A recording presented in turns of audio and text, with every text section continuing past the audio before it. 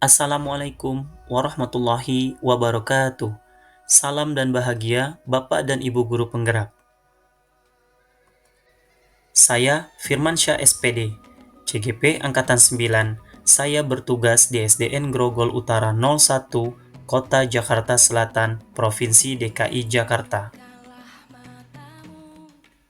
Pada video kali ini, saya akan menyampaikan aksi nyata modul 1.4 Budaya Positif. Berikut ini rancangan tindakan untuk aksi nyata saya. Latar belakang, belum menyeluruhnya pemahaman warga sekolah tentang penerapan konsep-konsep inti budaya positif di sekolah. Dengan kegiatan diseminasi budaya positif, diharapkan seluruh warga sekolah dapat memahami dan melaksanakannya di sekolah ataupun di kelas, agar terbentuknya budaya positif di lingkungan sekolah. Tujuan yang pertama, menciptakan budaya positif terhadap seluruh warga sekolah. Yang kedua, meningkatkan pengetahuan dan pemahaman tentang budaya positif. Yang ketiga, terbentuknya motivasi intrinsik. Yang keempat, menciptakan nilai-nilai keyakinan atau kebajikan universal. Tolak ukur. Yang pertama, terlaksananya diseminasi budaya positif di sekolah.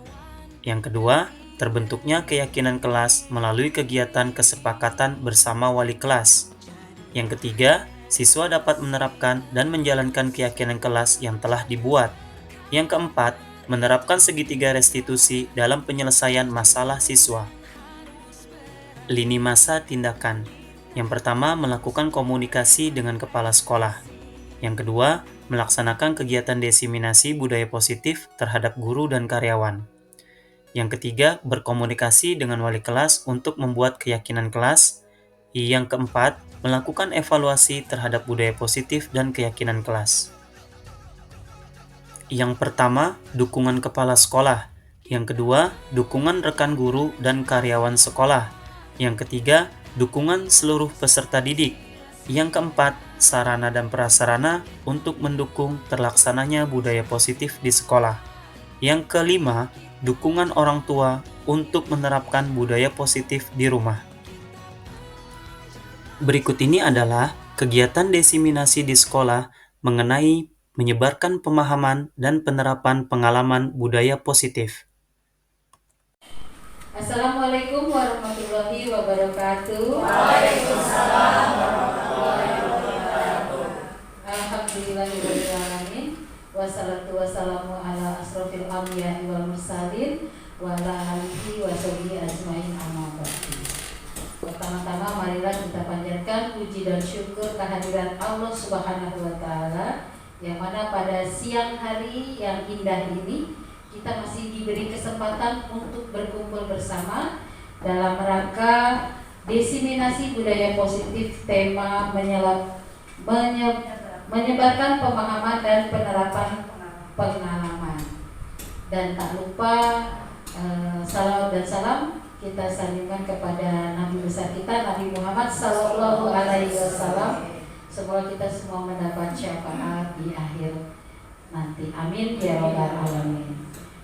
Baiklah Bapak dan Ibu, hari ini teman kita, sahabat kita, Bapak Firmansyah SPD, CGP Angkatan 9 akan menyampaikan tentang diseminasi menyebarkan pemahaman dan penerapan pengalaman dalam budaya positif.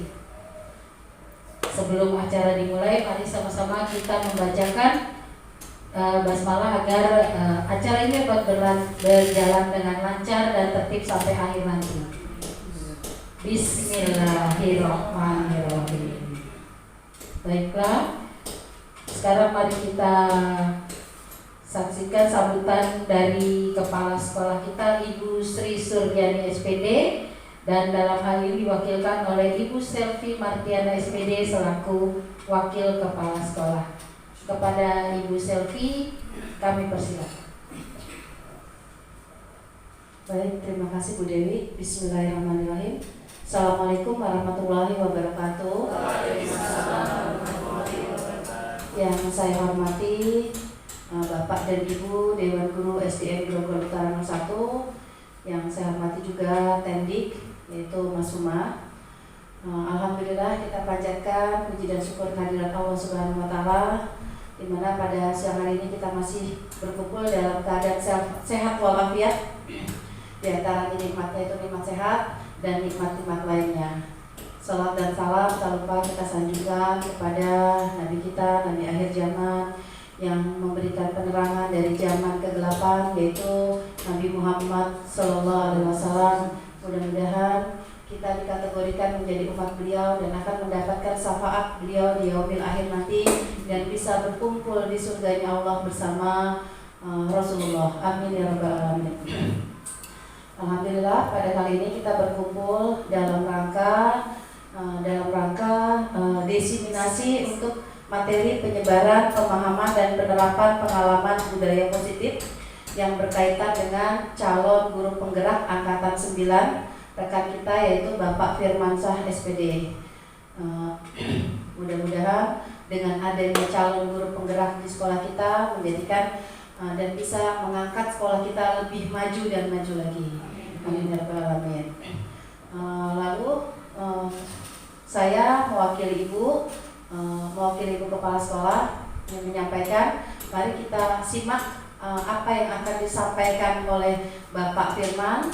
Mudah-mudahan yang disampaikan beliau bermanfaat buat kita, bisa direalisasikan dan bisa dipraktekkan untuk kemajuan sekolah kita, dan juga bisa membantu untuk proses selanjutnya Pak Firman. Itu ya Pak.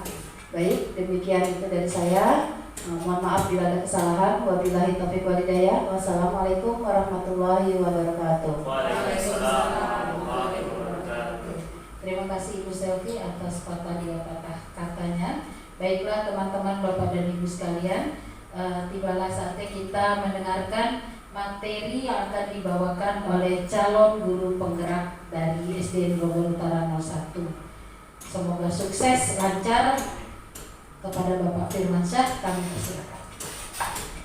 Bismillahirrahmanirrahim. Assalamualaikum warahmatullahi wabarakatuh. Waalaikumsalam warahmatullahi wabarakatuh. Alhamdulillahirabbil alamin. Kita panjatkan puji syukur kehadiran Allah Subhanahu wa taala.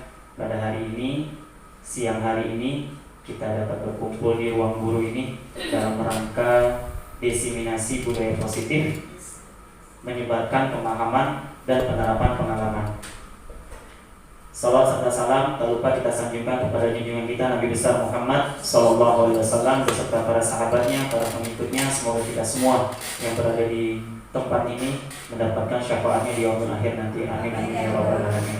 Pertama-tama yang terhormat Ibu Selvi Martiana selaku wakil kepala sekolah yang mewakili Ibu kepala sekolah, dan yang terhormat Bapak-bapak dan Ibu guru semuanya, saya ucapkan terima kasih atas kesempatan waktunya dapat berkumpul di ruang guru ini untuk mendengarkan penyampaian desiminasi penyebaran pemahaman dan penerapan pengalaman budaya positif. Baik, Bapak Ibu guru semuanya, saya langsung saja memulai kepada materinya, yaitu tentang budaya positif. Bapak Ibu semuanya, budaya positif, budaya itu apa sih artinya? Budaya itu apa Bu? Adat. Pembiasaan adat, iya, pembiasaan adat ya. Nah, di sini dalam budaya positif terdapat ada konsep-konsep inti, ya. Konsep inti dalam budaya positif itu ada 7. Yang pertama adalah perubahan paradigma belajar, yang kedua motivasi perilaku manusia, yang ketiga posisi kontrol, yang keempat disiplin positif, yang kelima kebutuhan dasar, yang keenam keyakinan kelas, dan terakhir segitiga restitusi. Dari ke-7 bahasa-bahasa ini, mana Bu yang menurut Bapak Ibu masih belum pernah Bapak Ibu dengar, yang mana tuh? Segitiga restitusi. Nah, segitiga restitusi. Ini kalau di dalam segitiga restitusi ini Bu, saya tadinya restitusi itu apa ya, saya cari. Ternyata banyak, kalau kita cari di Google, restitusi itu ada kaitan dengan keuangan, jadi nggak nyambung. Ternyata segitiga restitusi itu adalah kaitan dalam pemecahan masalah. Untuk lebih jelasnya nanti akan saya jelaskan satu persatu. Nah, sekarang kita akan masuk kepada perubahan paradigma belajar. Nah, sekarang kita sudah masuk ke era atau zaman abad 21 ya. Ya. Tidak bisa lagi kita menggunakan paradigma belajar model lama. Ya, paradigma belajar kita sekarang apa Bu? Yang mungkin Bapak Ibu tahu? Pembelajaran berpusat pada anak. Iya, pembelajaran berpusat pada anak atau berdiferensiasi. Nah, inilah perubahan paradigma belajar pertama. Nah, praktik pembelajaran yang dilakukan di sekolah berpusat pada siswa, student centered learning. Ya, jadi metodenya udah bukan lagi ceramah, siswa hanya mendengarkan guru berceramah, siswa hanya sekedar mencatat, udah bukan ke situ lagi arahnya. Kalau di zaman sekarang yang kita lakukan ini ya, jadi lebih kepada berpusat kepada anak, ya, berpusat kepada siswa Bu Sri, betul sekali. Ya, nah ini hanya sekedar contoh ya Bu, ini foto-foto kegiatan saya, penerapan saya selama mengikuti CGP, saya terapkan langsung di lapangan ya seperti inilah, seperti yang Bapak Ibu lihat di foto-foto ini, bahwa ini adalah misi saya, yaitu menerapkan pembelajaran yang berpusat pada murid ya. Jadi tidak lagi murid-murid terpaku kepada saya sebagai guru, tapi muridlah yang akan menjadi senternya, seperti itu. Lalu yang kedua, di sini ada setiap siswa dipastikan melakukan kegiatan belajar yang sesuai dengan kebutuhan dan tahap perkembangannya. Nah ini, siswa dipastikan melakukan semua kegiatan berdasarkan kebutuhan dan tahap perkembangannya. Dan sekarang ini kita kan ada di zaman digital ya, ya. Anak-anak itu pasti melek dengan digital ya. Nah, mungkin Bapak Ibu bisa mulai menerapkan dengan pembelajaran sesuai dengan kodrat. Nah, kalau dalam filosofi Ki Hajar Dewantara itu, kodrat itu ada dua, kodrat alam dan kodrat zaman. Iya, kodrat alam dan kodrat zaman ya Bu Sri ya. Nah, berkaitan dengan pembelajaran digital berarti itu berhubungan dengan kodrat zaman, di mana anak itu ada saat ini. Ya, jadi kita tidak bisa membawakan pembelajaran zaman dulu kepada zaman sekarang. Intinya seperti itu namanya kodrat zaman. Lalu yang ketiga, pembelajaran yang berorientasi pada penguatan kompetensi dan pengembangan karakter yang sesuai dengan dimensi profil pelajar Pancasila. Nah, profil pelajar Pancasila itu kan ada 6 dimensinya ya Bapak Ibu ya, yaitu beriman, bertakwa kepada Tuhan Yang Maha Esa dan berakhlak mulia, berkebinekaan global, bergotong royong, kreatif, bernalar kritis dan mandiri. Ya, ini adalah nilai-nilai yang karakter yang harus kita terapkan kepada siswa-siswa kita dalam pembelajaran berdiferensiasi atau pembelajaran yang berpihak kepada murid.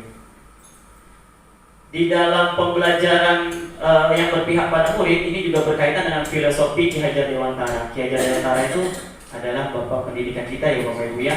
Nah, kata Ki Hajar Dewantara berdasarkan filosofi pendidikannya adalah pendidikan menuntun, garis bawahi Ibu, menuntun ya, menuntun kekuatan dan kodrat anak agar mencapai keselamatan dan kebahagiaan baik sebagai manusia ataupun anggota masyarakat. Menuntun, tugas kita menuntun, mengarahkan. Kita tidak bisa merubah siswa langsung seperti apa yang kita inginkan. Itu tidak bisa. Jadi kita hanya bisa menuntun kekuatan kodrat anak. Anak itu lahir sudah punya kodratnya masing-masing. Tidak bisa kita samaratakan kodrat anak si A dan si B disamaratakan, itu tidak bisa. Karena mereka sudah terlahir dengan kodratnya masing-masing. Tugas kita sebagai guru menuntun kodrat anak-anak tersebut agar menjadi orang yang manusia ataupun anggota masyarakat yang memiliki keselamatan dan kebahagiaan. Dan seorang guru untuk dapat menuntun tersebut harus memiliki trilogi yang dicetuskan oleh Ki Hajar Dewantara, trilogi pendidikan, yaitu Ing Ngarso Suntolodo, Ing Madya Mangkarso, Tuturi Handayani. Nah, di depan memberikan teladan, di tengah membangun kekuatan, dan terus berkarya, di belakang memberi dorongan. Ini tugas kita sebagai seorang guru. Jadi trilogi ini yang harus kita pegang agar dapat menuntun tumbuh kembang anak sesuai dengan kodrat alam dan kodrat zamannya Bapak Ibu. Baik, Bapak Ibu, berkaitan dengan perubahan paradigma belajar. Di sini ini gambar apa ya Bu ya? Gambar apa Bu? Uang. Iya betul. Uang. Kalau uang jelas banget ya Bu ya. Ini gambar ada orang yang sedang memegang uang dan ada orang yang sedang berusaha untuk meminta. Saya boleh minta tolong kepada berapa orang lah ya, 1, 2 orang atau 3 orang buat bantu saya ke depan. Kita coba belajar tentang perubahan paradigma belajar nih Bu, Bapak ya. Mungkin boleh Pak Aryo bantu saya ke depan, Bu Febri sini bantu saya, Pak Aryo, Bu Febri ya. Oke, di sini terus sini aja nggak apa-apa Bu, Pak. Sini tangan aja, istirahat ya. Oke, 2 orang dulu ya. Nih, coba 2 orang dulu karena tempatnya terlalu sempit. Sekarang Pak Aryo coba menaruh sesuatu di genggaman tangan Pak Aryo seperti itu tuh. Ceritanya dia Pak Aryo sudah menaruh sesuatu di genggaman Pak Aryo. Apapun itu yang menurut Pak Aryo berharga. Ya, udah Pak Aryo taruh. Oke. Sekarang Bu Febri bagaimana caranya berusaha agar Pak Aryo bisa membuka genggaman itu dan memberikan apa yang ada di dalam genggaman itu kepada Bu Febri. Apakah dengan Bu Febri mau marah-marah, Bu Febri mau ngelitikin, Bu Febri mau ngiming-ngimingin dengan uang atau apapun terserah. Yang penting bagaimana caranya Pak Aryo bisa membuka genggamannya. Ya, oke. Tapi cuma diberikan waktu 30 detik, nggak banyak ya. Oke, siap. Kita mulai ya, coba silakan. Bu Febri bagaimana caranya? Iya, terserah pokoknya bagaimana caranya. Pak Aryo harus membuka dan memberikan itu kepada Bu Febri. Apakah Bu Febri mau mengintimidasi, mau marah-marah, terserah. Pokoknya yang penting bagaimana caranya Pak Aryo bisa membuka dan memberikan kepada Bu Febri. Silakan Bu Febri.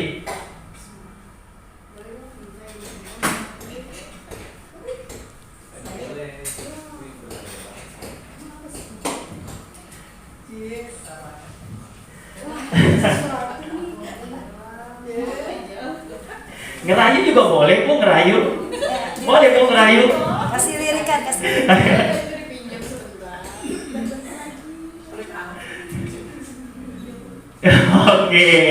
Oke, baik. Oke, terima kasih. Duduk Pak Aryo, Bu Febri, terima kasih. Oke, saya minta yang kedua. Ini kan contoh pertama ya, yang kedua. Bu Vita, boleh Bu Vita minta tolong Bu Vita maju ke depan Bu Vita. Ya, ini kan Pak Aryo. Kalau Pak Aryo tadi memberikan ya, memberikan apa? Memberikan kuncinya yang digenggamnya kepada Bu Febri, akhirnya bisa membuka. Oke, sekarang coba Bu Dewi nih, boleh Bu Dewi? Bantuin. Oh, Bu Dewi, oke deh. Bu Nila deh, boleh Bu Nila ya. Ya, silakan Bu Nila sini. Ya, silakan Bu. Sekarang Bu Vita yang memegang sesuatu di tangannya, Bu Nila berusaha membuka dengan rayuan dengan apa terserah. Oke, siap. Coba taruh di genggaman tangan Ibu apa aja terserah Bu. Oke, siap. Coba Bu Nila rayu atau mau diapakan terserah.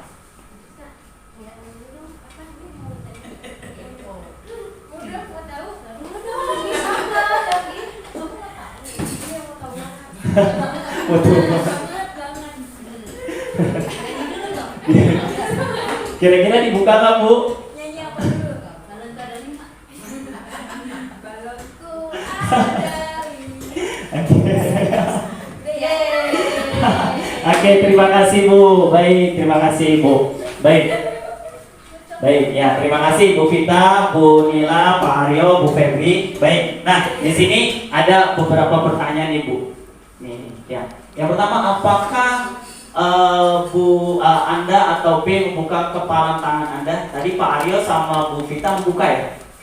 Membuka ya, kepalanya dibuka ya? Oke, dibuka. Oke, baik. Mengapa alasan Pak Aryo dan Bu Vita membuka? Kenapa Bu Vita alasannya? Kenapa membuka kepalan tangannya tadi? Ya, karena dia sudah memberikan sesuatu dengan nyanyian itu. Oke, karena Bu Nila sudah memberikan sesuatu dengan nyanyian itu. Kalau Pak Aryo, kenapa Pak Aryo bisa mau membuka genggaman tangannya? Karena yang bersangkutan baik sama saya jadi saya sudah. Oke, baik. Oke, berarti yang dilakukan adalah yang pertama yang membuka ya. Kalau yang kedua kan apakah Anda menutup? Tidak ada yang tetap menutup ya. Semuanya membuka dua-duanya ya. Nah, yang ketiga dalam kegiatan ini sesungguhnya siapa yang memegang kendali atau kontrol untuk membuka atau menutup kepalan tangan? Yang meminta. Hah? Yang meminta. Siapa yang memegang kontrol untuk meminta, memegang kontrol untuk membuka atau menutup? Siapa? Yang menggenggam. Betul, yang memegang kontrol itu yang menggenggam, bukannya yang meminta. Itu. Tadi kan Bu Vita sama Pak Ari membuka nih. Dia yang mengontrol untuk membuka. Kenapa alasannya membuka? Tadi sudah menyampaikan alasan masing-masing. Kalaupun Bu Vita sama Pak Aryo tadi kekeh nggak mau ngebuka, ya itu karena kontrolnya Bu Vita sama Pak Aryo. Gitu. Kontrol Bu Vita, kontrol dirinya Bu Vita sama Pak Aryo. Emang saya nggak mau buka, kenapa orang ini barangnya berharga buat saya? Gitu. Atau misalkan tadi Bu Vita membuka, iya saya membuka karena kalau Pak Aryo bilang karena orangnya sudah baik sama saya, maka saya coba memberikan yang terbaik juga. Boleh, nggak apa-apa. Itu adalah kontrol diri masing-masing. Ya, itu adalah kontrol diri masing-masing. Nah, di sini adalah tentang miskonsepsi ya, Bu. Pada dasarnya kita tidak dapat memaksa murid, ilusi guru mengontrol murid. Nah, ini pada dasarnya kita tidak dapat memaksa murid untuk berbuat sesuatu jikalau murid tersebut memilih untuk tidak melakukannya. Walaupun tampaknya guru sedang mengontrol perilaku murid. Selama ini lebih banyak kita mengontrol murid atau murid mengontrol dirinya sendiri? Kita mengontrol murid ya. Lebih banyak yang kita lakukan kita mengontrol murid ya. Sedangkan mengontrol perilaku murid, hal demikian terjadi karena murid sedang mengizinkan dirinya dikontrol. Kalaupun dia mau, karena dia sedang mau dikontrol ya. Tapi saat itu bentuk kontrol guru menjadi kebutuhan dasar yang dipilih murid tersebut. Teori kontrol menyatakan bahwa semua perilaku memiliki tujuan, bahkan terhadap perilaku yang tidak disukai. Terhadap perilaku yang buruk pun itu pasti punya tujuan. Ada orang melakukan kesalahan, ada orang melakukan suatu keburukan, pasti ada tujuan yang mungkin baik, buruknya pasti ada tujuannya. Nah, inilah ilusi guru mengontrol murid. Jadi kita tidak bisa mengontrol diri murid kalau murid tersebut tidak. Itu dia ya. Oke, baik. Nah, di sini ada stimulus respon dan teori kontrol Bapak Ibu. Nah, stimulus respon ini realitas kebutuhan kita sama, tapi dalam teori kontrol berbeda, realitas kebutuhan kita berbeda. Ya. Stimulus respon semua orang melihat hal yang sama. Dalam teori kontrol, setiap orang memiliki gambaran berbeda. Kita mencoba mengubah orang agar berpandangan sama dengan kita. Kita berusaha memahami pandangan orang lain tentang dunia. Lalu perilaku buruk dilihat sebagai suatu kesalahan. Pada teori kontrol itu berbeda. Semua perilaku memiliki tujuan. Bukan semua perilaku itu sebagai kesalahan, tapi ada tujuan kalau dalam teori kontrol. Orang lain bisa mengontrol saya, hanya Anda yang bisa mengontrol diri Anda. Lalu saya bisa mengontrol orang lain, Anda tidak bisa mengontrol orang lain. Pemaksaan adalah pada saat bujukan gagal. Kolaborasi dan konsensus menciptakan pilihan-pilihan baru. Model berpikir menang atau kalah. Dalam teori kontrol tidak ada itu, tapi adanya berpikir menang. Nah, yang dipakai menurut Bapak Ibu yang bagus yang mana? Stimulus respon atau teori kontrol? Teori kontrol. Dan ini pun juga bisa kita terapkan kepada anak-anak kita, karena kita tidak bisa menyamaratakan murid, tidak bisa mengontrol murid, tapi murid itu yang dapat mengontrol dirinya sendiri. Begitu juga kita sebagai seorang guru. Kita yang bisa mengontrol diri kita sendiri, bukan orang lain yang mengontrol kita. Ya. Nah, yang kedua, tadi pertama perubahan paradigma belajar. Yang kedua tentang disiplin positif. Apa sih Bu arti kata disiplin? Apa Bu Vita? Tertib, tanggung jawab, berbuat sesuai aturan. Oke. Disiplin ini sering berkaitan, ini saya rangkum nih Bapak Ibu, berkaitan dengan tata tertib, teratur atau peraturan, kepatuhan, dan terakhir hukuman. Itu udah pasti berkaitan. Kalau yang namanya disiplin pasti kalau nggak disiplin ada dihukum. Ya, anak misalkan nggak pakai atribut lengkap saat upacara pasti dihukum. Dihukumnya apa? Dipisahin barisannya di depan. Pasti identik dengan hukuman. Padahal sebenarnya arti kata disiplin adalah berasal dari bahasa Latin disiplina, yang artinya belajar. Disiplin positif erat kaitannya dengan disiplin diri. Disiplin diri dapat membuat seseorang menggali potensinya menuju kepada sebuah tujuan mulia, suatu yang dihargai dan bermakna.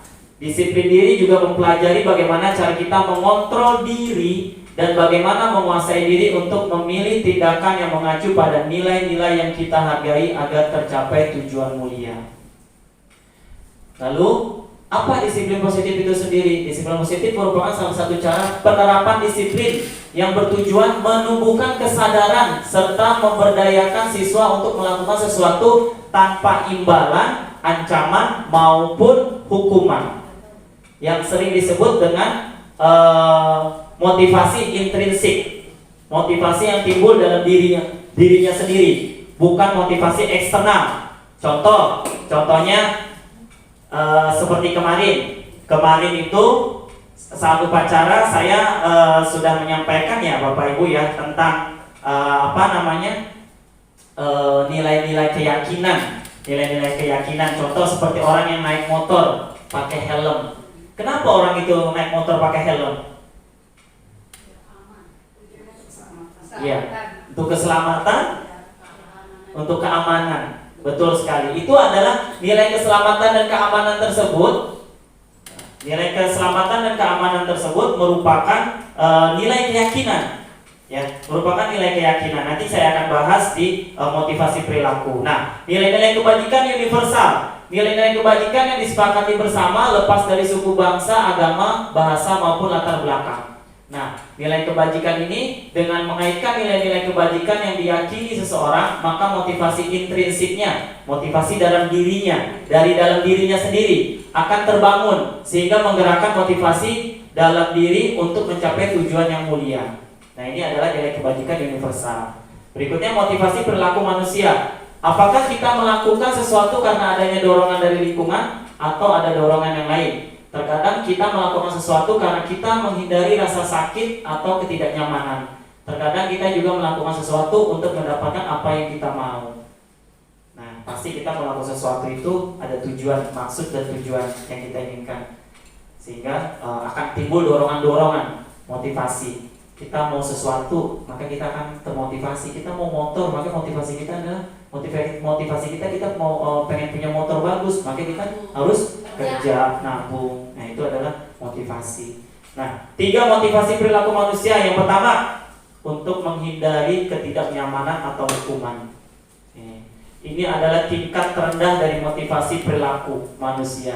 Biasanya orang yang motivasi perilakunya untuk menghindari hukuman atau ketidaknyamanan akan bertanya, apa yang akan terjadi apabila saya tidak melakukannya. Kalau pada siswa, contohnya siswa mengerjakan tugas PR karena takut dihukum jika tidak mengerjakannya. Jadi dia keyakinannya nggak ngerjain PR karena takut dihukum, bukan karena sebuah nilai keyakinan pada dirinya bahwa mengerjakan tugas atau PR itu adalah tanggung jawab sebagai seorang pelajar, sebagai seorang siswa. Tapi dia masih mengerjakan tugas PR karena takut dihukum jika tidak mengerjakannya. Dan ini adalah menghindari ketidaknyamanan atau hukuman. Yang berikutnya, mendapatkan imbalan atau penghargaan dari orang lain. Orang berperilaku untuk mendapatkan imbalan atau penghargaan dari orang lain. Mereka melakukan sebuah tindakan untuk mendapatkan pujian, hadiah, pengakuan atau imbalan dari orang lain. Nah, nih pada murid contohnya, Budi rajin mengerjakan tugas agar selalu mendapatkan pujian dari gurunya di hadapan teman-temannya. Maka nilai motivasi dirinya belum muncul, masih eksternal, karena ingin mendapatkan pujian. Iya, karena hanya ingin mendapatkan pujian. Bukan karena memang itu dia merasa itu adalah tugasnya dia, kewajiban dia, tanggung jawab dia, bukan. Karena dia ingin mendapatkan pujian di hadapan teman-temannya dari gurunya. Maka di sini 2 motivasi ini yang sangat tidak diinginkan terhadap diri siswa kita.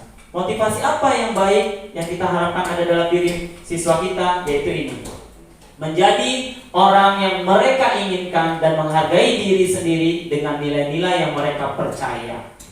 Nilai-nilainya apa? Yaitu tadi nilai-nilai keyakinan, nilai-nilai kebajikan universal yang tadi saya bahas di depan.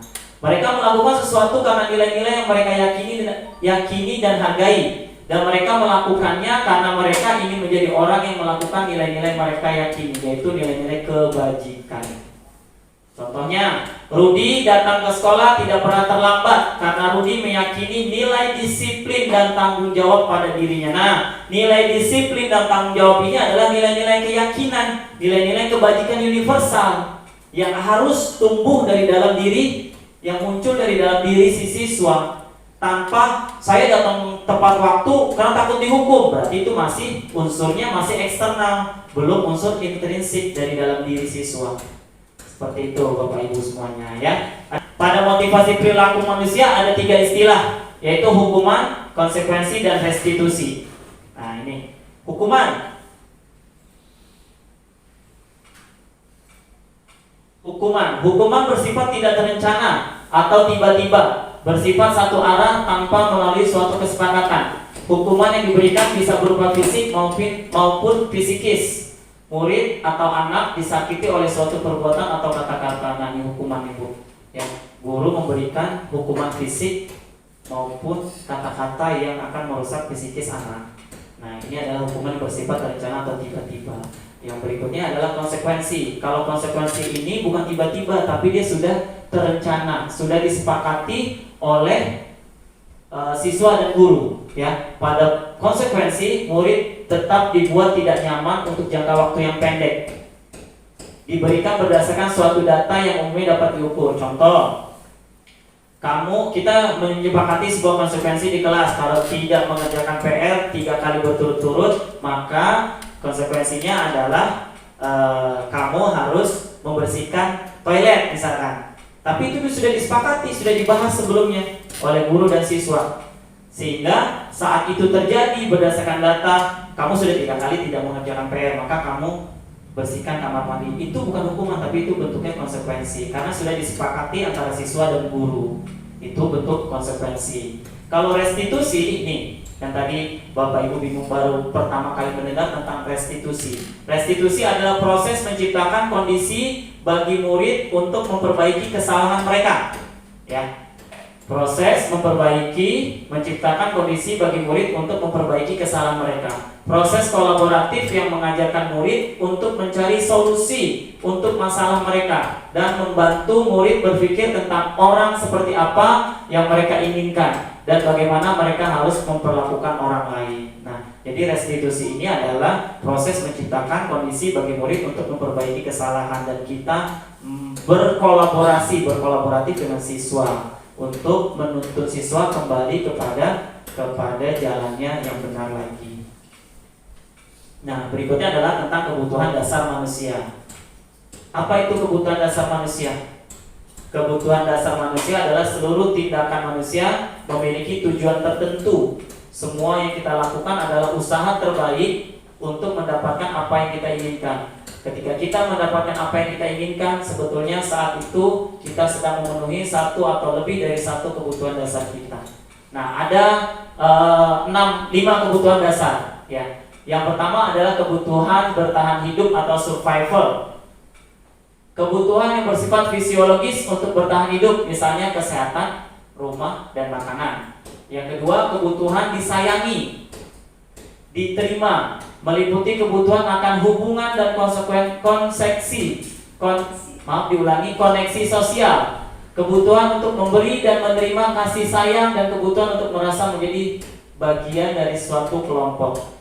Kebutuhan ini juga meliputi keinginan untuk tetap terhubung dengan orang lain seperti teman, keluarga, pasangan hidup, teman kerja, dan kelompok di mana kita tergabung. Banyak ya Bapak Ibu ya kita lihat murid-murid kita, kebutuhan dasarnya ini lebih banyak kasih sayang yang kurang dari orang tua ya Bu Sri ya. Nah, jadi terkadang kita untuk murid-murid kita dari beberapa kasus kita kan juga harus mencari tahu dulu apakah ada kebutuhan dasar mereka yang tidak terpenuhi di rumah. Apakah kebutuhan kasih sayangnya, kebutuhan dia tidak diterimanya di lingkungan keluarganya. Ini kita harus tahu, kita cari tahu dulu sebelum kita memvonis anak A, B, C-nya. Tapi kita cari tahu dulu bagaimana kebutuhan dasarnya, apakah sudah terpenuhi atau belum di rumahnya.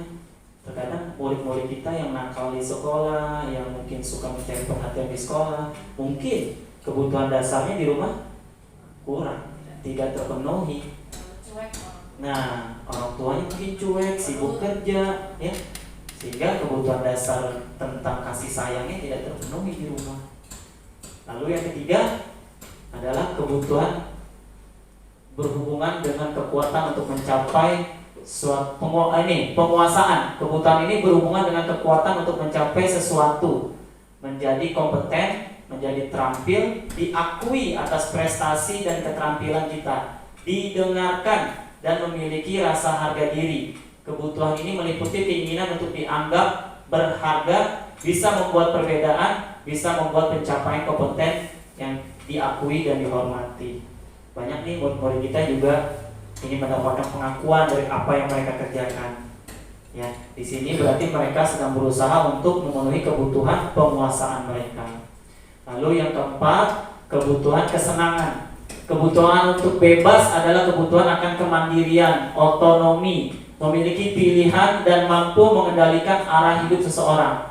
Anak-anak dengan kebutuhan kebebasan yang tinggi menginginkan pilihan mereka perlu banyak bergerak, suka mencoba-coba, tidak terlalu terpengaruh orang lain, dan senang mencoba hal baru dan menarik. Nih, kebutuhan kesenangan. Banyak anak-anak kita yang mencari kebutuhan kesenangan di sekolah. Mungkin karena di rumah dia nggak dapet, dia nggak bisa bermain, dia nggak bisa mencoba sesuatu hal yang menarik, dan dia tidak bebas bergerak di rumahnya, dan dia mencari kesenangan di sekolah.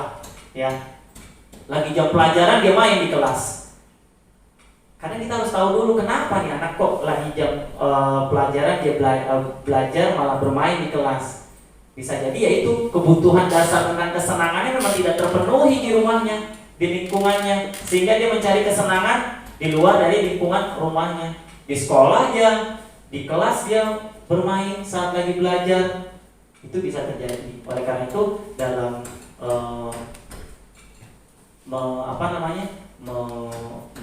menjudge murid kita harus tahu dulu kebutuhan dasarnya dia mungkin ada yang tidak terpenuhi sehingga dia melakukan sesuatu hal yang tidak baik seperti itu. Yang terakhir adalah bertahan hidup. Kebutuhan ini tadi adalah kebutuhan untuk bebas. Kebebasan. Ini tadi kebutuhan kebebasan ya. Dan ini kebutuhan kesenangan. Kebutuhan kesenangan adalah kebutuhan untuk mencari kesenangan, bermain, dan tertawa. Bayangkan hidup tanpa kenikmatan apapun betapa menyedihkan. Anak-anak dengan kebutuhan dasar kesenangan yang tinggi biasanya ingin menikmati apa yang dilakukan. Mereka juga bisa berkonsentrasi tinggi saat mengerjakan hal yang disenangi. Mereka suka permainan dan suka mengoleksi barang, suka bergurau, suka melucu, dan juga mengemaskan. Bahkan saat mereka bertingkah laku buruk, mereka masih terlihat lucu. Nah, ini adalah kebutuhan kesenangan. Nah, yang berikutnya adalah posisi kontrol guru, Bapak Ibu. Guru itu memiliki posisi kontrol. Ada 5 posisi kontrol guru. Yang pertama adalah penghukum, pembuat merasa bersalah, teman, manajer, dan pemantau. Nah, yang pertama adalah penghukum. Nih, indikasi penghukum itu nih Bu, nada suara tinggi, bahasa tubuh, mata melotot, dan jari menunjuk-nunjuk menghardik. Ini nih, posisi kontrol penghukum tuh ciri-cirinya seperti ini. Nah, seorang penghukum bisa menggunakan hukuman fisik maupun verbal. Orang yang menjalankan posisi penghukum senantiasa mengatakan bahwa sekolah memerlukan sistem atau alat yang dapat lebih menekan murid-murid lebih dalam lagi. Contoh katanya, patuhi aturan saya atau awas, kamu selalu saja salah, selalu yang terakhir selesai. Guru seperti ini senantiasa percaya hanya ada satu cara agar pembelajaran bisa berhasil, yaitu caranya dia. Hanya caranya dia yang dianggap berhasil, yang dapat memberhasilkan muridnya. Padahal ini kurang tepat dalam posisi penghukum. Yang berikutnya, pembuat merasa bersalah. Indikasinya seperti ini. Nada suaranya melas, halus, sedih, bahasa tubuh merapat pada anak dan lesu. Posisi ini biasanya guru akan bersuara lebih lembut. Pembuat rasa bersalah akan menggunakan keheningan yang membuat orang lain merasa tidak nyaman, bersalah atau rendah diri. Contohnya, ibu sangat kecewa sekali dengan kamu. Berapa kali Bapak harus memberitahu kamu ya? Gimana coba kalau orang tua kamu tahu kamu berbuat begini? Nah, ini posisi pembuat merasa bersalah. Di posisi ini murid akan memiliki penilaian diri yang buruk tentang diri mereka sendiri. Murid merasa tidak berharga dan telah mengecewakan orang-orang di sekelilingnya, sehingga dia pembuat merasa bersalah. Lalu yang berikutnya, posisi kontrol teman. Posisi kontrol teman, guru pada posisi ini tidak akan menyakiti murid, namun akan tetap berupaya mengontrol murid melalui persuasi. Posisi teman pada guru bisa negatif ataupun positif. Positif di sini berupa hubungan baik yang terjalin antara guru dan murid. Guru di posisi teman menggunakan hubungan baik dan humor untuk mempengaruhi seseorang. Yang sering kita lihat kayak Pak Aryo sama Tirta kan. Nah, itu mungkin menurut saya menggunakan posisi kontrol sebagai teman. Ya, ada segi positifnya, ada segi negatifnya. Nah, contoh bahasanya, ayo bantulah demi Bapak ya. Ayo ingat tidak bantuan Bapak selama ini. Ya sudah, kali ini tidak apa-apa, nanti Ibu bantu bereskan. Nah, ini contoh perkataan yang keluar dari posisi kontrol guru sebagai teman. Hal negatif dari posisi teman adalah bila suatu saat guru tersebut tidak membantu, maka murid akan kecewa dan berkata, saya pikir Bapak atau Ibu teman saya. Murid merasa dikecewakan dan tidak mau lagi berusaha. Hal lain yang mungkin timbul adalah murid hanya akan bertindak untuk guru tertentu dan tidak untuk guru lainnya. Murid akan tergantung pada guru tersebut, sehingga menjadi sebuah ketergantungan kepada guru tersebut. Nah, ini adalah hal negatifnya. Lalu pemantau, nada suara datar, bahasa tubuh yang formal. Memantau berarti mengawasi. Pada saat kita mengawasi, kita bertanggung jawab atas perilaku orang yang kita awasi. Posisi pemantau berdasarkan pada peraturan-peraturan dan konsekuensi. Peraturannya apa? Apa yang telah kamu lakukan? Sanksi atau konsekuensinya apa?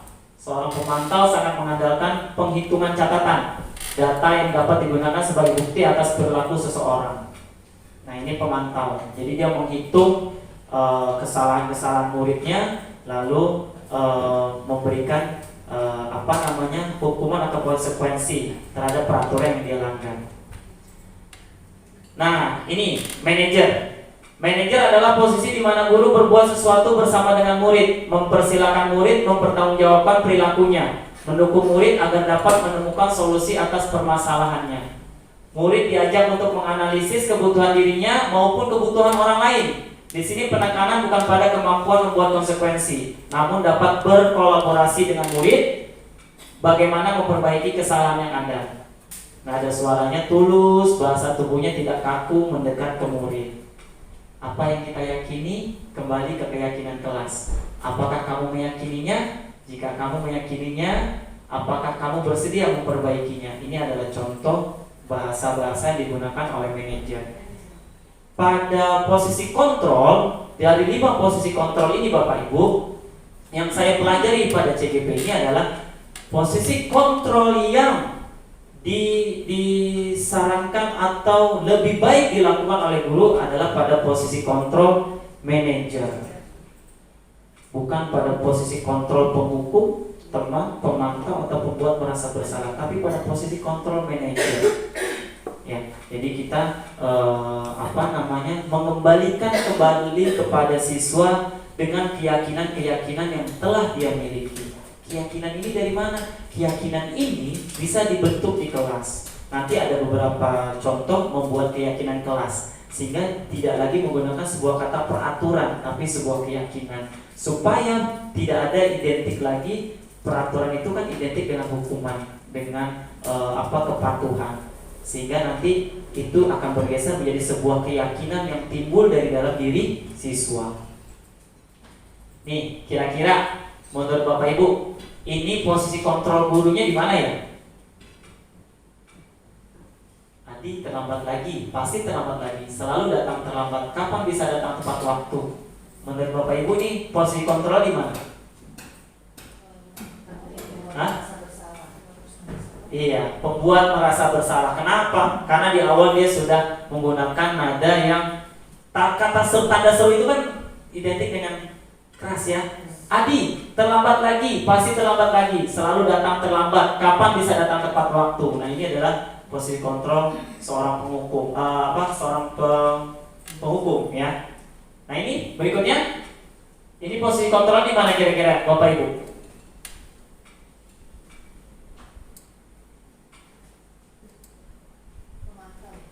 Posisi kontrolnya apa?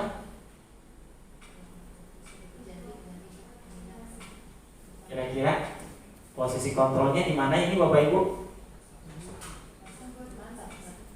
Apa Bu Dila? Nggak apa-apa Bu Dila, apa Bu Dila? Jangan ragu-ragu. Iya, membuat merasa bersalah. Kenapa? Kamu kenapa ya senang sekali mengecewakan ibu? Sehingga si anak merasa dia orang yang paling gagal, banyak mengecewakan orang-orang di sekitarnya. Nah, ini adalah posisi kontrol pada posisi pembuat merasa bersalah. Lalu yang ini, kira-kira apa Bapak Ibu posisi kontrolnya?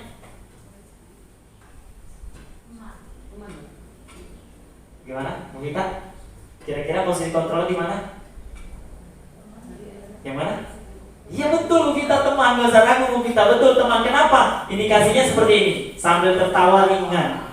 Nah, jadi dia seperti berteman kepada anak itu ya. Kemarin kamu sudah janji ke bapak bukan? Kenapa terlambat lagi? Sambil tertawa kan dia kan? Ya sudah, tidak apa-apa, duduk dulu sana. Nanti Pak Guru bantu kamu ini, sambil senyum-senyum. Ini adalah posisi kontrol guru pada posisi teman. Nah, kalau ini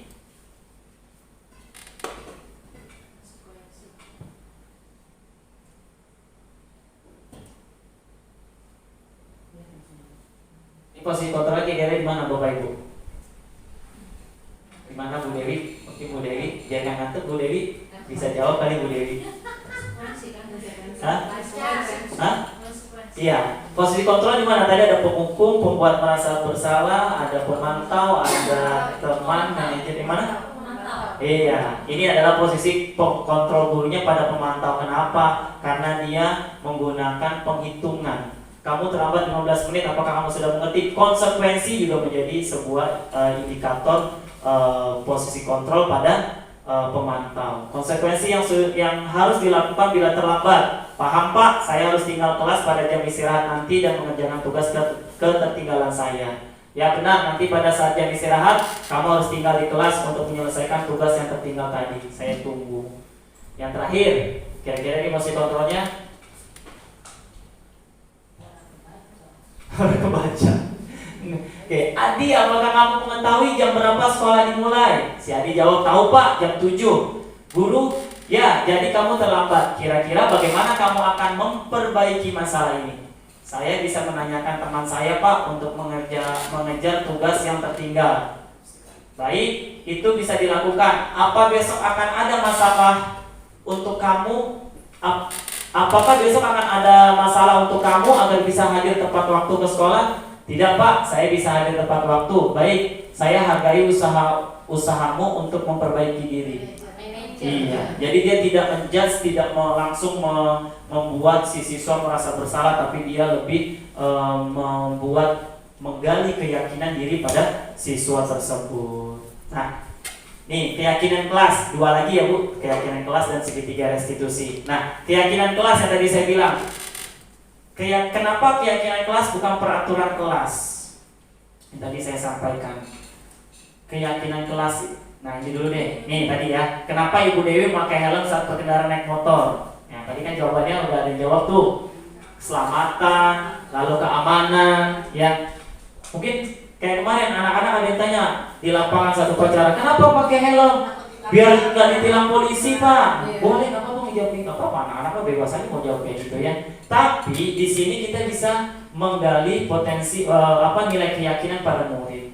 Kalau keyakinan Bu Dewi pakai helm karena takut ditilang polisi, maka nilai keyakinannya masih eksternal dari luar, bukan dari dalam dirinya. Kalau dia pakai helm karena nilai yang dia yakini adalah sebuah agar dia selamat, terhindar dari bahaya dan aman saat perjalanan, maka itu ada nilai keyakinan intrinsik dari dalam diri Ibu Dewi. Sama seperti siswa juga gitu. Kenapa kamu Kayak tadi saya di kelas 1, saya tadi ada latihan kelas 1. Ada satu anak saya panggil karena dia melakukan tindakan pembulian berupa kata-kata dan tindakan ada sedikit memukul kepada temannya.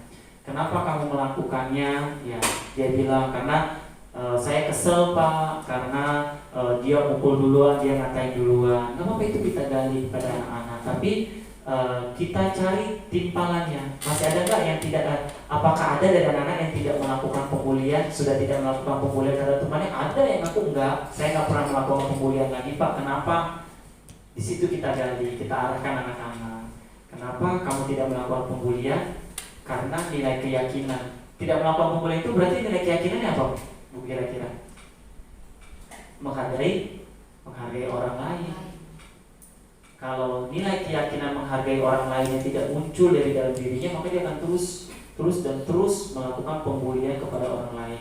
Tapi kalau dia meyakini bahwa saya menghargai orang lain, maka saya tidak boleh menyakiti orang lain dengan kata-kata, perbuatan maupun tindakan saya. Maka itu dia sudah memiliki keyakinan dari dalam dirinya. Ini juga sama. Kenapa ada peraturan mencuci tangan dan memakai masker? Pasti jawabannya kayak kemarin ya, pada satu upacara kesehatan. Kesehatan, keselamatan adalah bentuk dari keyakinan intrinsik, ya, akan tapi memotivasi seorang dari dalam dirinya intrinsik. Seperti itu Bapak Ibu. Nah, kenapa keyakinan kelas? Karena yang kita akan bentuk dari diri murid adalah motivasi dirinya itu.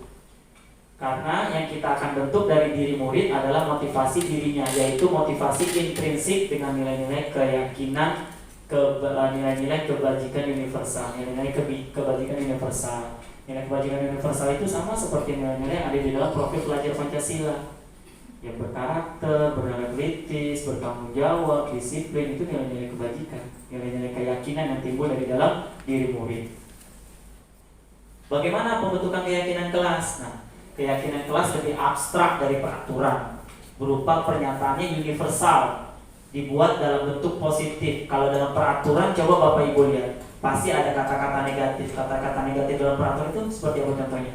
Dilarang, tidak boleh, jangan. Itu di dalam pelajaran yang saya terima itu sebuah kata-kata negatif, ya, sebuah kata-kata negatif, dan itu tidak dilakukan, tidak dipakai di dalam membuat keyakinan kelas. Lebih kepada arah yang positif pembuatannya, ya. Lalu sedikit saja agar mudah diingat, gak usah banyak-banyak. Keyakinan kelas itu, kalau peraturan kelas dari A, B, C, D itu beranak lagi, banyak lagi kan, A ini, B ini, C ini, ya kan. Kalau keyakinan kelas nggak perlu, cukup 5, 3, 5, 7 juga nggak apa-apa, tapi mencakup keseluruhannya keyakinan kelas itu. Semua warga kelas dilibatkan, gurunya dilibatkan, siswanya dilibatkan. Kemarin saya sudah coba bentuk beberapa keyakinan kelas di kelas 4 sama kelas 4 ya Bu Sri. Ada videonya sudah saya, tapi belum saya masukkan ke dalam sini. Mungkin nanti bisa saya kasih lihat ke Bapak Ibu ya, membentuk keyakinan kelas itu. Kemarin saya dapat 3 keyakinan kelas di kelas 4 Bu. Itu nanti Bu Sri bisa coba tanyakan kepada anak-anak Ibu. Nah, itu juga bisa Bu, kesepakatan kelas nanti akan katanya akan dirubah lagi menjadi sebuah keyakinan supaya nanti keyakinan itu akan muncul pada diri murid. Nah, ini kembalikan barang ke tempatnya. Kira-kira nilai keyakinan atau kebajikan itu apa? Kembalikan barang ke tempatnya. Berarti nilai kebajikannya? Disiplin bisa. Lalu tanggung jawab? Tanggung jawab bisa. Kalau dilarang mengganggu orang lain, nilai kebajikannya apa Bu? Dilarang mengganggu orang lain. Nah, menghargai orang lain. Betul. Hadir di sekolah 15 menit sebelum pembelajaran dimulai. Iya, nilai kebajikannya disiplin jelas. Bukan disiplin Bu, disiplin. Dilarang melakukan kekerasan. Nilai kebajikannya? Nilai kebajikan dilarang melakukan menghargai, ya, dilarang melakukan kekerasan, menghargai orang lain. Dilarang menggunakan narkoba. Ini kan kata-katanya negatif nih, dilarang ini peraturan nih. Kita rubah menjadi sebuah nilai kebajikan. Nilai kebajikannya singkat, padat, dan jelas saja. Langsung dilarang menggunakan narkoba. Berarti nilai kebajikannya adalah menghargai diri sendiri, betul Bu? Menghargai diri sendiri. menghargai diri sendiri dan kesehatan. Lalu bergantian atau menunggu giliran. Ya. Budaya antri bisa. Kalau nilai kebajikannya ini bisa masuk ke dalam menghargai orang lain yang sudah antri terlebih dahulu. Ya, sabar, betul, bisa Bu masuk. Dilarang merokok, nilai kebajikannya menghargai orang lain lebih tepatnya ya Bu ya. Kalau dia merokoknya di tempat umum berarti dia tidak menghargai orang lain. Kalau dilarang merokok maka dia menghargai orang lain dan kesehatan. Itu nilai kebajikannya. Gunakan masker, pasti kesehatan nilai kebajikannya. Berjalan di kelas dan koridor, nilai kebajikannya adalah disiplin. Betul, disiplin. Lalu keamanan bisa Bu. Iya, betul. Nah, inilah ya Bu, contoh-contoh peraturan yang dilarang. Kita rubah menjadi sebuah keyakinan kelas dengan nilai-nilai kebajikan universal. Contohnya Pak, itu masih kosong tuh. Contoh nih kayak dilarang melakukan kekerasan, jadinya bagaimana? Kalimat yang baik. Yang mana nih Bu? Dilarang melakukan kekerasan. Semua. Tadi kan menghargai. Ya, nih dilarang melakukan kekerasan. Keyakinan kelasnya semua siswa menghargai diri sendiri dan orang lain. Saling menghargai. Iya, nilai kebajikan bahasanya kayak gitu Bu nanti di keyakinan kelasnya. Gitu. Iya. Apa Bu? Iya, dilarang melakukan kekerasan. Ya tadi yang disampaikan sama Bu Vita. Bu Dewi kayaknya ngantuk ya. Omong lucu, tapi nggak lucu ya.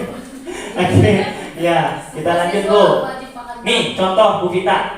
Contoh keyakinan kelas yang sudah terbentuk nih. Selalu bersikap positif, senantiasa menjadi diri terbaik, percaya dan menghormati orang lain serta barang miliknya. Lalu berkomitmen terhadap setiap tugas, senantiasa membantu. 5 aja Bu, nggak usah banyak-banyak. Keyakinan kelas dibentuk seperti ini. Confident sekali. Oke, ini ya. Ini selalu bersikap. Nah ini. Jadi Bu, kalau mau bikin keyakinan kelas itu biarin nih Bu, anak-anak dikasih dulu. Nah anak tahu peraturan kelas kan ya.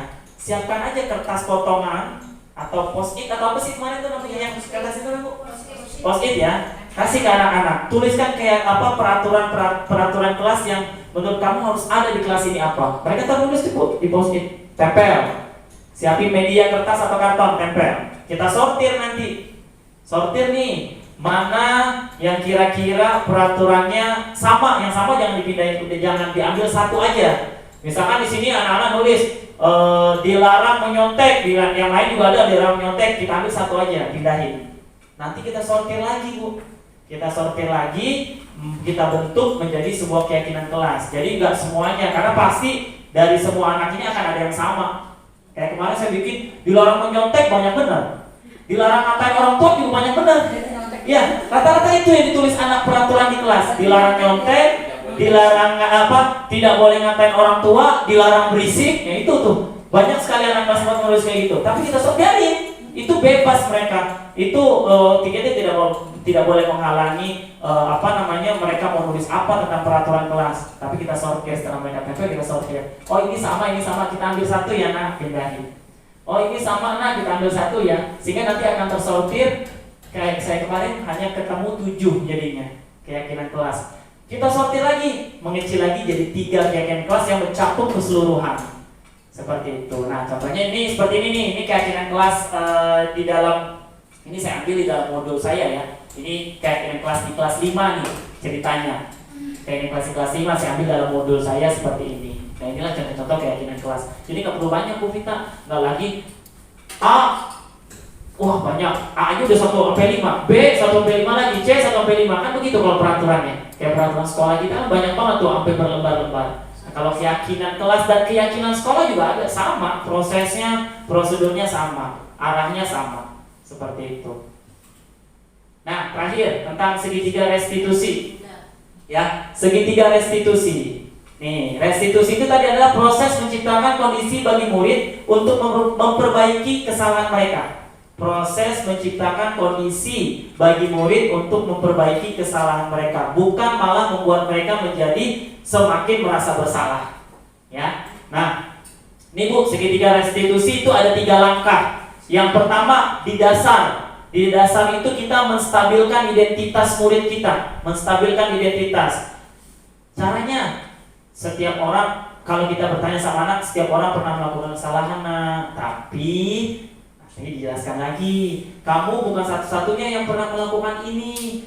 Nanti dibuka lagi dengan penjelasan lain dari gurunya. Ini bahasa kata-kata yang digunakan oleh seorang guru dalam menstabilkan identitas. Lalu di bagian keduanya adalah validasi tindakan yang salah. Dan yang ketiga adalah menanyakan keyakinan. Ini adalah bagian dari segitiga restitusi. Nih contoh Bu.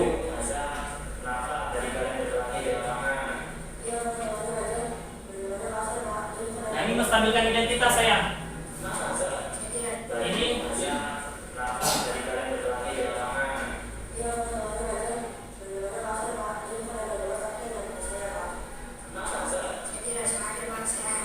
Jam ya.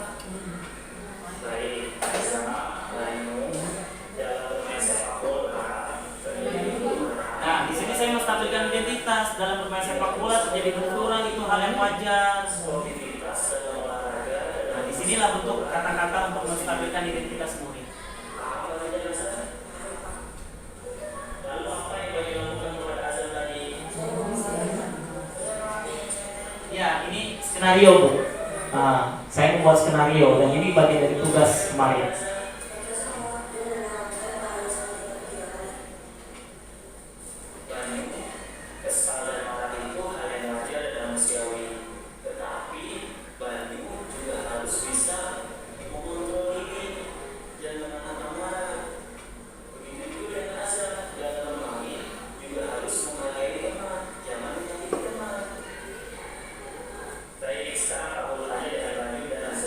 Ini menanyakan keyakinan yang sudah kita sepakati sebelumnya bersama-sama.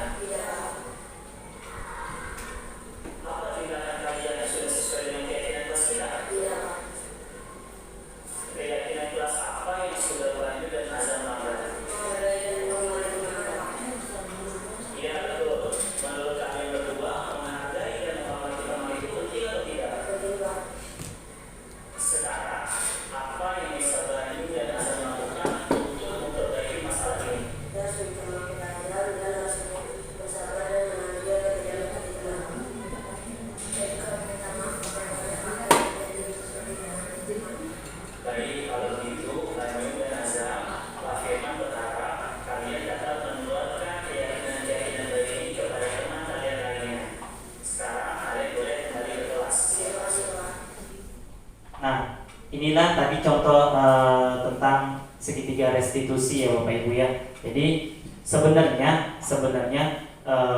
tanpa kita sadari, saya pun juga sama, tanpa saya sadari, walau sebelumnya kita sebenarnya melakukan itu kepada siswa kita, tapi langkah-langkahnya yang enggak seperti itu, karena kita belum belajar. Saya pun juga baru sadar setelah belajar. Oh ini namanya segitiga restitusi. Sebenarnya saya juga melakukan itu kepada siswa saya. Kalau ada anak yang berantem, ada yang ini, saya juga melakukan hal-hal seperti ini. Cuma memang tidak runtut seperti yang sudah dipelajari, gitu. Seperti yang sudah dipelajari. Nah sekarang setelah kita pelajari tentang segitiga restitusi, oh saya baru tahu. Oh ternyata ini segitiga restitusi. Tanpa sadar sebenarnya kita udah menjalankan itu. Tetapi agar lebih lebih terarah, lebih menguatkan lagi, mungkin Bapak Ibu nanti bisa coba menerapkannya di dalam kelas kepada siswa jika ada siswa yang bermasalah dengan menggunakan segitiga restitusi. Kalaupun memang nanti kira-kira, oh saya masih belum paham, Pak Firman nanti bisa dibantu. Kalau ada anak yang bermasalah, boleh Bu, silakan. Saya malah senang. Saya akan lebih memberikan pengimbasan kepada Bapak Ibu tentang bagaimana penerapan segitiga restitusi. Dampaknya Bu, menurut saya dampak dari penerapan segitiga restitusi kepada siswa ini sangat baik kalau menurut saya. Jadi kita nggak langsung menjudge anak salah, kamu salah, enggak. Tapi kita lebih memunculkan nilai-nilai keyakinan pada siswa untuk dapat memperbaiki kesalahan-kesalahannya. Seperti itu Bapak Ibu. Oke, penutup dari saya Bapak Ibu, dalam penerapan program disiplin positif, hendaknya guru memiliki standar kepribadian, profesional dan sosial yang baik, di mana guru mampu merefleksi dirinya. dalam posisi kontrol manajer sebagai among yang dapat menuntun murid-muridnya menjadi insan yang mandiri, merdeka, dan bertanggung jawab. Penerapan keyakinan kelas dan juga penyelesaian masalah peserta didik dengan penerapan segitiga restitusi merupakan hal yang penting untuk menumbuhkan motivasi intrinsik atau motivasi dalam diri siswa agar tercipta budaya positif di sekolah. Bapak Ibu, inilah yang dapat saya sampaikan tentang diseminasi budaya positif di sekolah.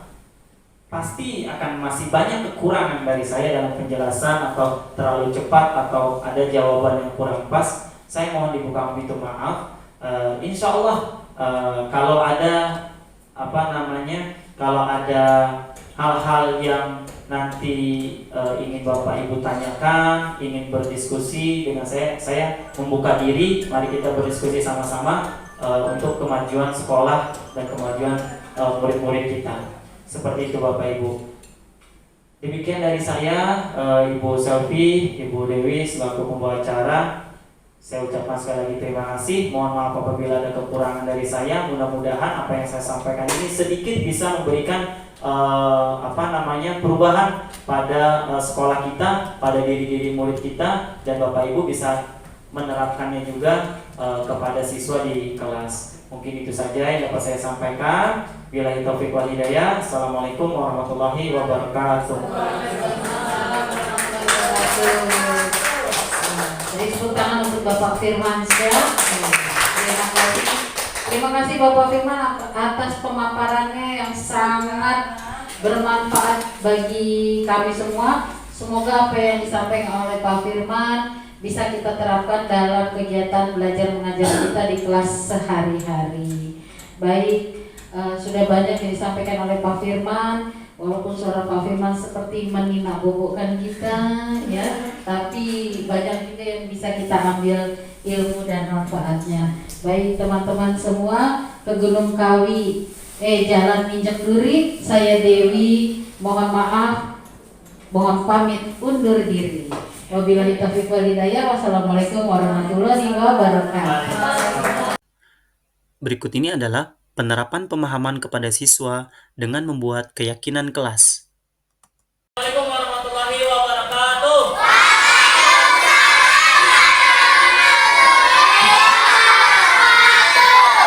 Baik, terima kasih anak-anak semuanya. Baik, berkaitan dengan tadi di upacara Pak Firman sebagai pembina upacara sudah menyampaikan tentang yang namanya budaya positif. Berkaitan dengan yang namanya di kelas ada peraturannya nggak? Di sekolah ada peraturan nggak? Salah satu peraturan di kelas apa? Tidak berisik. Apa lagi? Tidak boleh. Tidak jalan-jalan. Tidak boleh menyontek. Tidak boleh mengganggu teman. Tidak boleh berbicara kasar. Oke, itu adalah berupa peraturan sekolah dan peraturan kelas yang tadi kalian sebutkan. Pak Firman akan memberikan nih kertas. Warnanya apa? Warnanya pink. Setiap orang akan dapat satu kertas. Kita bentuk keyakinan kelas ya. Keyakinan kelas dan keyakinan kita selama mengikuti kegiatan olahraga dengan Pak Firman. Apa sih peraturan yang kamu mau buat di kelas ini? Bebas setiap orang. Nanti kita rubah peraturan yang kalian tulis ini menjadi sebuah keyakinan bersama-sama. Nanti Pak Firman arahkan, Pak Firman tuntun. Kita bagikan satu persatu kertas post-itnya ya. Oke, diambil. Ya. Hah? Boleh pakai nama. Ya, boleh pakai nama. Kenapa? Ya, betul. Namanya post-it atau namanya Kita belajar Pancasila, kita bernafas dalam sila-silanya. Kita belajar Pancasila, ayo kita jaga untuk Indonesia.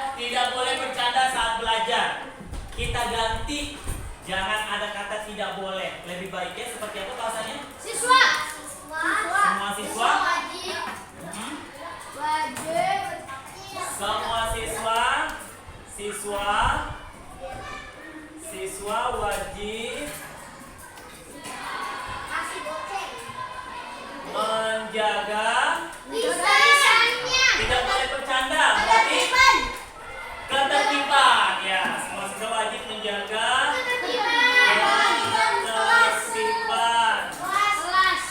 Oke, ketertiban. Oke, tidak boleh berbicara kasar.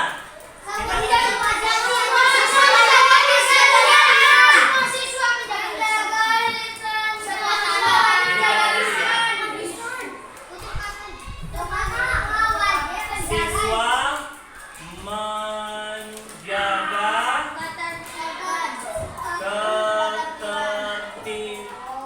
ketertiban. Oke, tidak boleh berbicara kasar. Ya, siswa menjaga tutur kata. Oke, dilarang oh ya, menjaga. Oke, dilarang mengganggu teman saat belajar. Ayo, dilarang. Di sini ada kata dilarang, kita ganti biar jadi positif. Jangan dilarang, tapi apa? Oke.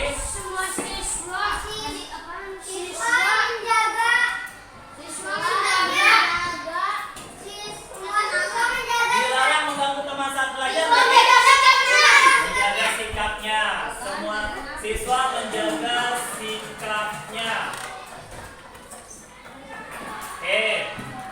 Tidak boleh berisik. Semua siswa menjaga lisannya. Siswa menjaga lisannya. Oke. Dilarang ngatain orang tua. Sama, menjaga lisan. Oke, siswa menjaga lisannya. Tidak boleh berantem. Apa? Menjaga sikap. Ya, jaga sikap apa lagi? Semua siswa harus saling menghormati. Iya, siswa Harus harus menghormati. saling Menghormati. menghormati. Oke ya, ini udah kita rubah nih Nak. Dari ini adalah keyakinan kelas kita ya, senantiasa menjaga ketertiban. Yang kedua, senantiasa menjaga tutur kata dan berbuat positif. Yang ketiga, senantiasa menghormati satu sama ya. Nah, anak-anak sepakat ini sudah menjadi keyakinan kelas kita. Demikian penyampaian aksi nyata saya pada modul 1.4 Budaya Positif. Terima kasih, tergerak, bergerak, menggerakkan. Assalamualaikum warahmatullahi wabarakatuh.